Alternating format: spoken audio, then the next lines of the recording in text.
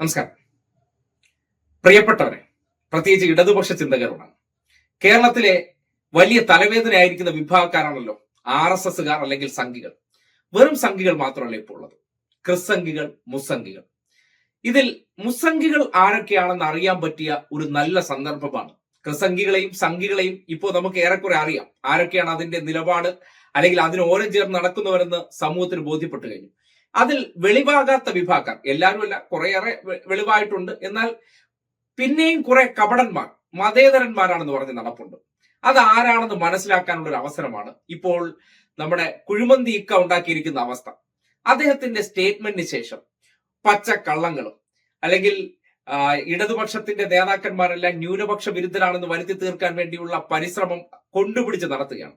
ആ കൊണ്ടുപിടിച്ച് നടത്തുന്ന ആ സന്ദർഭത്തിൽ കേരളത്തിലെ മുസ്സംഘികൾ ആരാണെന്ന് കൃത്യമായി ബോധ്യപ്പെടുകയാണ്. അതായത് ഞാൻ പറഞ്ഞ കാര്യങ്ങൾ നടപ്പാക്കിയില്ലെങ്കിൽ അത് ന്യൂനപക്ഷ വിരുദ്ധമാണ്, ഞാനാണ് ന്യൂനപക്ഷത്തിന്റെ അപ്പോസ്തലൻ. ഇതാണിപ്പോ PV അൻവർ ഉയർത്തിയിരിക്കുന്ന ശൈലി. അതിൽ റിപ്പോർട്ടൊന്നും തേടാൻ പാടില്ല. ഞാൻ ഒരാളെ സംഘി ചാപ്പ കുത്തിക്കഴിഞ്ഞാൽ അത് സംഘി തന്നെയാണ്. കാര്യം ഞാൻ ഉദ്ദേശിച്ച കാര്യങ്ങൾ അയാളിൽ നിന്ന് നടക്കുന്നില്ല. ആ നടക്കാത്തവരെ മുഴുവൻ ആരാക്കുക? സംഘിയാക്കുക എന്നുള്ളതാണ് സമീപനം. അതിന് നേതൃത്വം കൊടുക്കുന്ന വ്യക്തി ഒരു മുസ്സംഘിയാണെന്ന് മനസ്സിലാക്കാൻ അല്ലെങ്കിൽ തിരിച്ചറിയാൻ വൈകിപ്പോയി.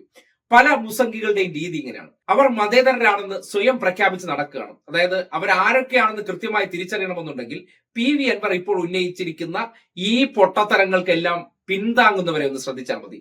പലതരം ആൾക്കാരുണ്ട് സ്വയം മതേതരരാണെന്ന് പ്രഖ്യാപിക്കുകയാണ്. പക്ഷേ മീഡിയ വണ്ണിലെ ദാവൂദിന്റെ വിഷയം വരുമ്പോൾ ചില വള്ളിക്കുന്നുമാരിറങ്ങും പിന്തുണയ്ക്കാനായിട്ട്. പരസ്യമായിട്ട് ഈ ജമാഅത്ത് ഇസ്ലാമിക്കാരെ പിന്തുണയ്ക്കും. കാര്യം നിലനിൽക്കേണ്ടതുണ്ട്. അവർ പരസ്യമായിട്ട് ചില സന്ദർഭങ്ങളിൽ ഇടതുപക്ഷത്തെ പിന്തുണയ്ക്കും. അപ്പൊ തോന്നും മതേതരനാണെന്ന്. പക്ഷെ അല്ല. ചില മതേതർ എന്ന ലേബലിൽ നടക്കുന്നവർ വളരെ തീവ്രമായിട്ടുള്ള മതവിശ്വാസികളാണ്. മതവിശ്വാസം ഒരു തെറ്റല്ല.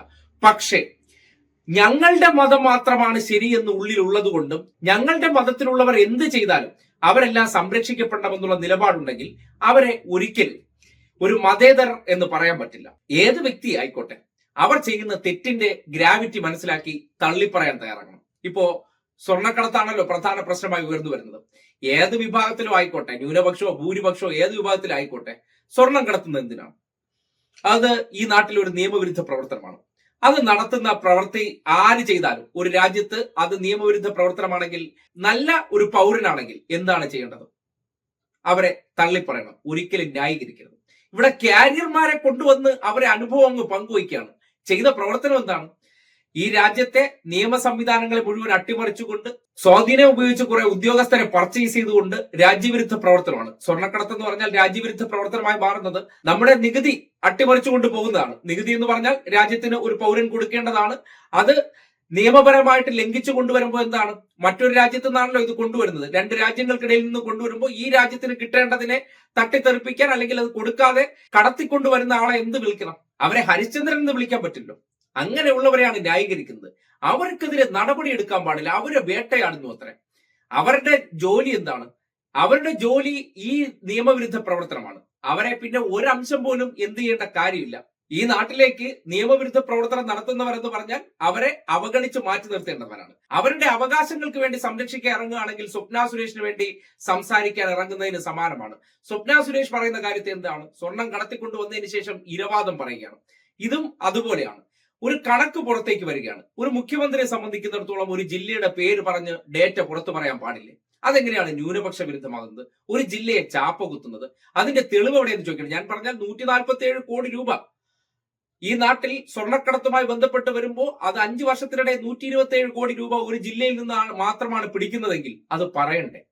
അതും ഒരു എയർപോർട്ട് കേന്ദ്രീകരിച്ച് ഇങ്ങനെ നിർബാധം വരുന്നുണ്ടെങ്കിൽ അവിടെ എന്താണ് ഈ ന്യൂനപക്ഷത്തിന്റെ ഇരവാദത്തിന്റെ പ്രസക്തി? അപ്പോ അതിൽ ചില താല്പര്യങ്ങളുണ്ട്. ആ താല്പര്യങ്ങൾ ഞാൻ ഇരിക്കുന്ന സംവിധാനത്തിന്റെ സ്വാധീനം ഉപയോഗിച്ച് നടപ്പിലാക്കാമെന്ന് ആര് കരുതിയിരുന്നു? നമ്മുടെ കുഴിമന്തിയൊക്കെ കരുതിയിരുന്നു. പക്ഷേ അങ്ങനെയുള്ള പരിപാടിക്ക് ഇതിനെ കിട്ടില്ലെന്ന് ഇപ്പോഴാണ് മനസ്സിലായത്. അപ്പൊ സ്വാഭാവികമായിട്ട് എന്ത് ചെയ്യും? പുറത്തേക്ക് ചാടിയേ മതിയാകുള്ളൂ. അതിന് കൂച്ചുവിലങ്ങായിട്ട് നിൽക്കുന്ന അല്ലെങ്കിൽ അതിന് ബുദ്ധിമുട്ടായിട്ട് നിൽക്കുന്നവരെ മുഴുവൻ RSS ചാപ്പ കുത്തുക. അതാണല്ലോ നടന്നുകൊണ്ടിരിക്കുന്നത്. അല്ലാതെ PV അൻവറിനെ ഇവിടെ 5 നേരം ആരാണ് നിസ്കരിക്കാൻ അനുവദിക്കാതിരുന്നത്? ആ 5 നേരം നിസ്കാരത്തിന്റെ കഥയൊക്കെ എടുത്ത് പുറത്തേക്ക് പറയുമ്പോൾ സ്വന്തം കാപട്യം മറയ്ക്കാൻ വേണ്ടി മതത്തിന്റെ ആചാരങ്ങളും അനുഷ്ഠാനങ്ങളും എടുത്ത് അങ്ങ് മറയാക്കുകയാണ്. ഈ ഖുറാനിലൂടെ സ്വർണ്ണക്കടത്ത് നടത്തിയെന്ന് പറഞ്ഞു. ആര് പറഞ്ഞു? മലപ്പുറത്തെ ലീഗുകാർ പറഞ്ഞു. എവിടെയെങ്കിലും പൊള്ളിയോ? ഈന്തപ്പഴക്കുരുവിലൂടെ സ്വർണം കടത്തിയെന്ന് നിയമസഭയിൽ വരെ ഇഞ്ചി ഷാജി വിളിച്ചു പറഞ്ഞ സന്ദർഭമുണ്ട്. ആരെ? അവരുടെ വിഭാഗത്തിൽപ്പെട്ട ഇടതുപക്ഷത്തിന്റെ ഭാഗമായി നിൽക്കുന്ന മറ്റൊരു സ്വതന്ത്ര MLA ആയിട്ടുള്ള KT ജലീലിനെതിരെ പറഞ്ഞ ആരോപണമാണ്. അപ്പോ വിശുദ്ധ ഖുറാനെ കുറിച്ച് സ്വർണ്ണക്കടത്താൻ ഉപയോഗിച്ചു എന്ന് പറഞ്ഞപ്പോ വേദന ഉണ്ടായില്ല. ഈന്തപ്പഴത്തിന്റെ കുരു, ബിരിയാണി ചെമ്പ്, ഇങ്ങനെയെല്ലാം സംഘപരിവാറുകാർ കഥ ഉണ്ടാക്കിയപ്പോഴും ലീഗുകാർക്ക് പൊള്ളിയില്ല. അന്ന് ഖുറാനുള്ളിലൂടെ കടത്തിയെന്ന് ഈ നാട് നീളെ പറഞ്ഞ് പ്രചരിപ്പിച്ചവർ പിന്നീട് അതിന്റെ അപകടം മനസ്സിലാക്കി തിരുത്തിയെങ്കിലും അതിൽ നിന്ന് ഇവർ ഒറ്റയടിക്ക് മലക്കം മറിഞ്ഞു പോയെങ്കിലും ഇവർ ഇതൊക്കെ പറഞ്ഞവരാണെന്ന്.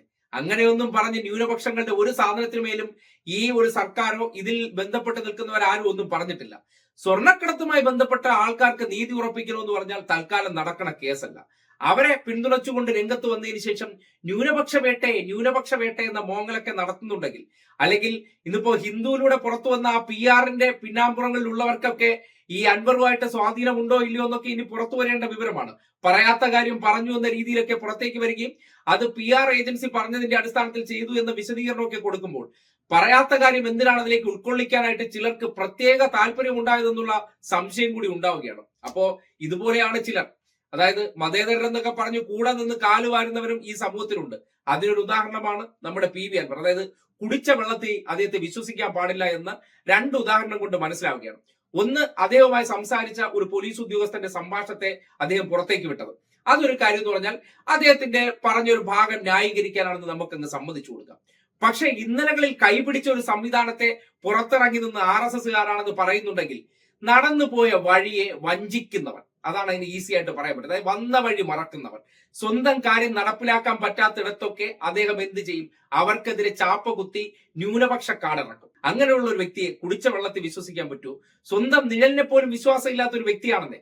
അങ്ങനെയുള്ള ഒരാൾക്കാണ് പിന്തുണ കൊടുക്കുന്നത്. ആ പിന്തുണ കൊടുക്കുന്നവരും സമാന മനസ്കരാണ്. അവർ അവസരവാദികളാണ്. അവർക്ക് പിണറായി വിജയനും ഇടതുപക്ഷവും ഉൾക്കൊള്ളാൻ പറ്റാത്തതാണ്. പക്ഷേ നിലനിൽപ്പിന് വേണ്ടി ചിലർ ഇതിനെ ആശ്രയമാക്കിയിട്ടുണ്ട്, അല്ലെങ്കിൽ ഇതിനെ ഒരു മറയാക്കിയിട്ടുണ്ടോ എന്നുള്ള ആക്ഷേപമൊക്കെ വന്നാൽ തെറ്റു പറയാൻ പറ്റില്ലെന്നേ. ഇന്നലകളിൽ ഈ സംവിധാനത്തിനെ കുറിച്ച് വളരെ വായ്തോരാതെ സംസാരിച്ചവർ ഇന്ന് ചില കാര്യങ്ങളൊക്കെ പറയുന്ന കേൾക്കുമ്പോൾ ഇവരൊക്കെ ആയിരുന്നല്ലോ ഇന്നലെ മതേതരരായിരുന്നു എന്ന് സംശയം ഉണ്ടാകുകയാണ്. മതേതരത്വം എന്ന് പറഞ്ഞാൽ എന്റെ മതവിശ്വാസത്തിന് പരിപൂർണമായിട്ട് എല്ലാ സംരക്ഷണവും കിട്ടണം. എന്റെ മതത്തിലുള്ളവർ എന്ത് തെറ്റ് ചെയ്താലും അതിനെയൊന്നും കുറ്റം പറയാൻ പാടില്ല, അതിനെ തുറന്നു കാട്ടാൻ പാടില്ല. അതിനെയെല്ലാം പൊതിഞ്ഞു പിടിക്കുന്നവരും അതിനെല്ലാം പിന്തുണ തരുന്നതാണ് മതേതരത്വം എന്ന് ഈ കപടന്മാരൊക്കെ കരുതുന്നുണ്ടെങ്കിൽ അതല്ല CPM-ന്റെ മതേതരത്വം.